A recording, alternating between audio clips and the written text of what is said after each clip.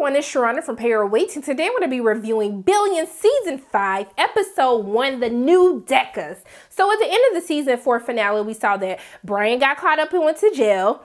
Now, Wendy is done with Chuck because she found out about Axe donating the money to get the medical license back. However, Chuck lied about it and tried to lie to her about being the one to do it, but that wasn't the case. And so now we see that Chuck wants to take Axe down once and for all because he blames Axe for his marriage being on the rocks, even though really he is the one to blame. I was really confused, like, how you gonna blame him when you did all of this stuff to upset her in the first place? And so now we see that Chuck is trying to use Taylor to get back at Axe, and that is where we are. You caught up from Season 4. Let's get into Season 5. It opens up with Chuck's dad is getting married. Chuck Sr. is getting married. So he got married to his mistress, who, Roxanne, who we know he was cheating on his wife with, had a whole baby by her as well. And so I was just like, wow, okay, like he's getting married to her. Okay, look at you trying to be happy, Chuck. But then I was like, but what happened to your mother? Because I was highly confused. And then I see, y'all, my mind was blown when I saw that his mother, Chuck's mom, had the audacity to disrespect herself like that and bring her behind to her ex-husband's wedding with marrying the mistress that he was cheating on her with. Now we know from how Chuck kind of talks about his parents' relationship, it was very volatile. It definitely something that she shouldn't have been in. So really Chuck Sr. did her a favor in the first place. But I was just like, how? Why? And I was like, Wendy, thank you for calling his mother out. Like, why are you here? Like, you're really here at your ex-husband's wedding when he's marrying his mistress. Like, my mind is blown, okay? And I was like, Wendy, yes, tell her, because I'm sitting here, my jaw hit the ground, okay? Literally, when I saw that she was sitting at the table with Wendy. And so she was like, you know, we got to keep the family together, like family sticks together. And she was like, how about you stop listening to what the Rose men have to say? And I was like, you know what, Wendy? Right. Because I'm still confused. Like, what respect do you have for yourself? Obviously, you have none if you were going to be at this wedding like this. But we see that Wendy was not sitting with Chuck at the wedding, which kind of leads us to believe that their marriage is still on the rocks. We even see Chuck's friends making fun of him. Like, is that your wife? Your ex-wife? Like, how do we go about this? And he was like, we're on our way there, but we're still married. So we see that Chuck Sr. asks Wendy for a dance because obviously Chuck Jr. just staring at her like a little creep. And so we see that he asks her for a dance. And while they're dancing, he was just like, hey, like, I'm really going to miss you being a member of our family. Like, can you just go sleep with somebody else and then come back and bring the family together? And I was like, Chuck Sr., why are you still like suggesting to people that they go cheat on one another? I'm just really confused why you think that this is okay advice. But then we see that Chuck kind of breaks in. He dances with her. He's trying to get her to leave and so they can talk about what's happening, hopefully get back together. And then she was like, because he started the conversation off, well, I thought I'll be your escape. And then I was just like, I love when she did this. What did she say? She basically said, when there be an escape, you know, she'll be ready. And then she was like, here it is. And then she walked away from him. I was like, wow, Wendy don't care. Not one bit. And so we see that Chuck has to give a speech. Kate comes to basically tell them that whatever person that they're closing in on, that she's ready to go. But she stays for the speech because obviously this is going to be an awkward, like, toast to your dad who left your mama to marry his mistress and your mama in the room at the same time. And so he started the toast off talking about, you know, I'm going to say how I feel about him. And I was just like, wow, like you really finna do this at the wedding? Like his daddy was looking shook. I was looking shook. Wendy was looking shook. Like everybody like, this is not starting off in a good way. And so I thought he was really finna let him have it at his wedding. But instead he said he wanted to celebrate Roxanne, who helped turn his father's stone cold heart to a heart of just mush and love, and just how he was so happy for them. I was like, you know what? That was very good for you, Chuck, because Chuck is very petty. So I was just shocked that he even went through and just gave a good speech. But we quickly find out that while we see that Kevin, their oldest son, was drinking at the wedding. And so we see that Chuck basically leaves. He's all heartbroken about what Wendy has said to them. And he goes to meet with his little dominatrix. And so he's coming out of the dominatrix house. And then we see that he's getting all these missed phone calls, text messages from Wendy talking about how Kevin's sick. Like, I need your help. Where are you? Why are you not answering? Let me know you got this. And so then he shows up to Wendy's, which we see she was staying at Axe's at the end of the season 4 finale. And now she is still there at Axe's house, just living the good life. I was like, okay, Wendy, I mean, if you ain't got to pay no rent. Go ahead and stay as long as you need to.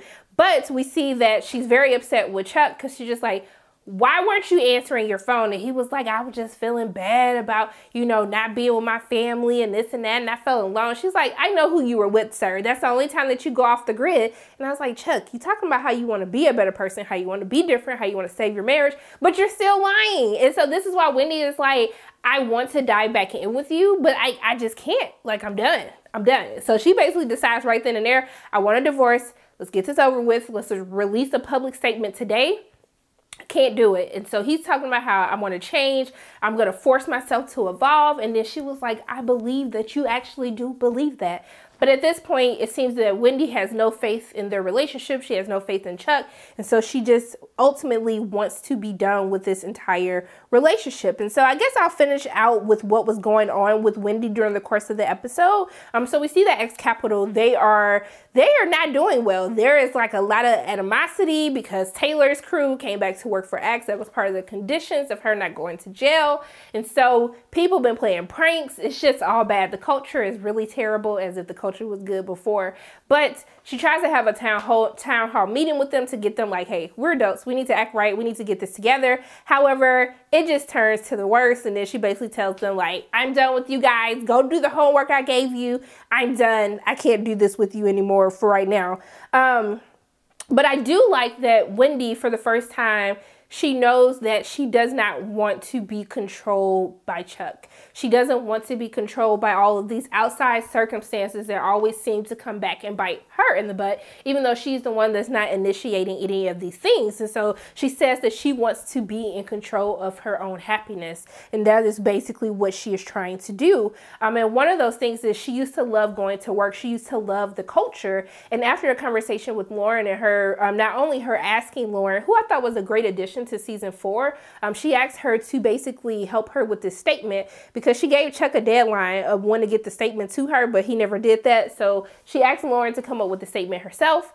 And then she also asked Lauren for feedback on how to make X Capital once what it was. And Lauren reminds her of all the shenanigans, the craziness, just how fun of a place that X Capital was to come and work for. And so I find it really interesting that she asked one of her friends, who happens to be a wrestler, to come in and talk to everyone. So Becky Lynch, this girl comes in, she's screaming like, I want to see her right now. Where is she? And then Wendy walks up, punches her. I was like, oh my God, what is happening right now? But then we see it was all for show, and it was a way to help them realize that in order to work as a team, sometimes you have to let other team members outshine you because it's what's best for the entire company as a whole. And I felt like that was the speech that they needed. They got their lives together. They got Taylor back together, like so much that she went to go have a conversation with X, but I'm going to talk about Taylor a little bit later.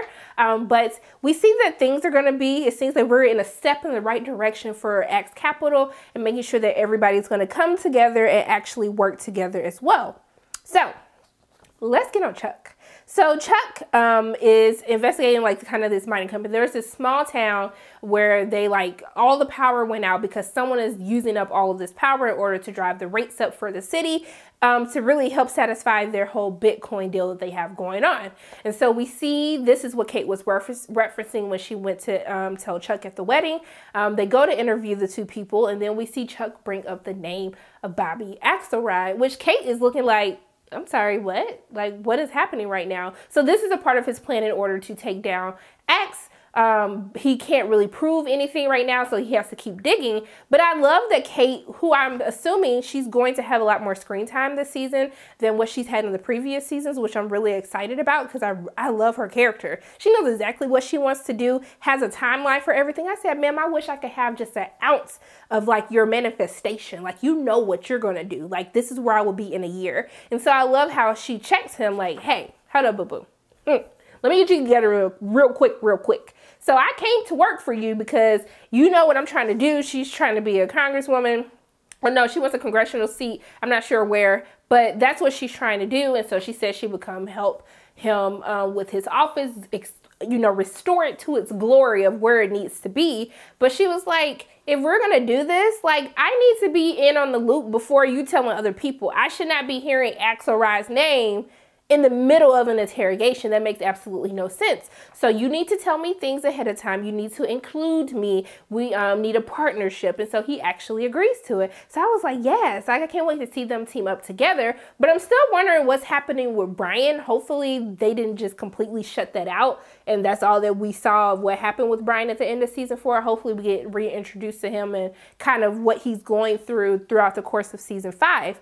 But we see that towards the end of the episode, we see that Wendy ends up releasing a statement without his consent. And so he's upset about that. But then he realizes towards the end of the episode that Taylor told Axe what his plan was, that he's basically trying to have her help him bring him down. No, try to help Taylor. I'm sorry, wrong pronoun. Try to help Taylor bring Axe down. And so he's talking with Kate, which we see he's sticking to his plan. I'm basically saying like, hey, I'm going to include you in everything. So I wonder, like, how is he going to pull this off? How is he going to make it seem like him and Axe are friends? Because we know they ain't friends. We know they don't like each other. And really at the end of season 4, they had ran their course with their friendship because essentially Axe got what he needed. Therefore, he did not need to get anything else from him in the first place. So for Axe is going through some things, okay? So him and Wags are at this some type of retreat in the middle of nowhere. They obviously on drugs. So they are having their little experience that they're having, and they decide to go back into the city. And, you know, Wags can tell that something is still up with him. I don't know if everything that happened with him and his girlfriend at the end of last season, if that bothers him, you know, what is really going on inside of Axe's head. And so he basically tells him like, hey, we got you this Vanity Fair cover. It's for the new Decas, so basically everyone who is worth over, who's past the $10 billion mark. So basically they want him to be on the cover.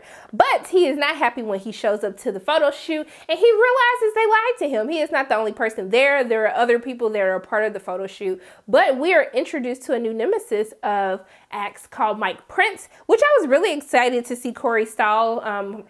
He was in House of Cards. He's been in a lot of other things, but I was really excited to see him play Mike Prince. It seemed to really rub Axe the wrong way. And even Wags now has a little adversary who is Mike Prince's right-hand guy. So I was like, I can't wait to see how all of this is going to play out. But I think I'm going to be here for all of the pettiness that transpires between the both of them. And so we see that he ends up having to leave because he gets a phone call about Chuck actually shutting down the whole operation, the Bitcoin operation that they had going on. And so we see that he tries to call Chuck to get a meeting. Chuck is being petty, like, I'm busy, I don't have time for this. And so essentially he tells him he has to wait.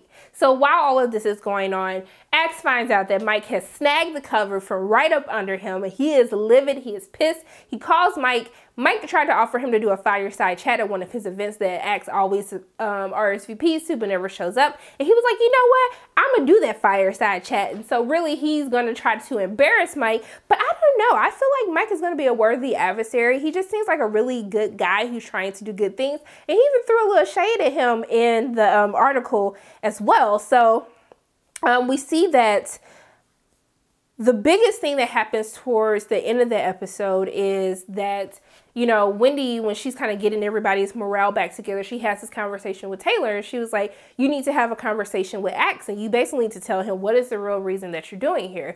Because we can tell that Taylor really isn't handling this transition very well. Even Lauren, who tried to offer Taylor, you know, like this rage card. And I've seen it before in like those reality show therapy things where you get to like just break stuff and really get all the rage that's building up inside of you out. But Taylor declines. And however, after she ends up meeting with Chuck, and Chuck wants to get more information because Taylor is the one who tipped him off in regards to the whole Bitcoin scheme that they were running, we see that Taylor actually decides to come clean with Axe. And so Axe, you know, thanks Taylor for letting him know like what exactly was going on. And this seems to be a step in the right direction for them to actually kind of work everything out with him. And so he basically tells Taylor, I need you to continue the charade with Chuck to make him think that you're really trying to help him. And then we'll figure out a way to take him out.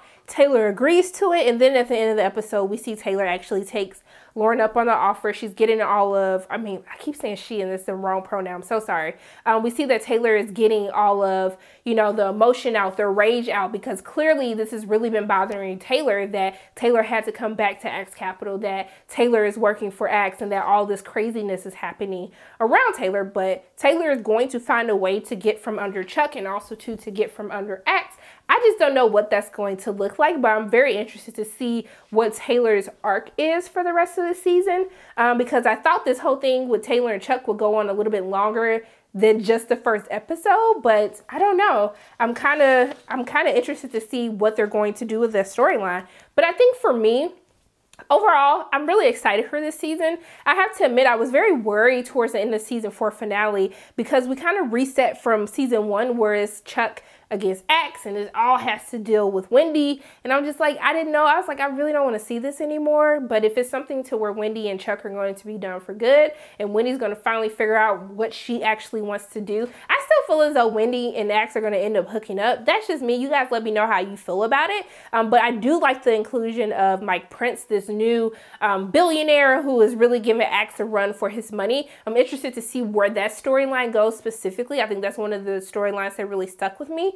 And I'm really interested to see Lauren and Wendy working together.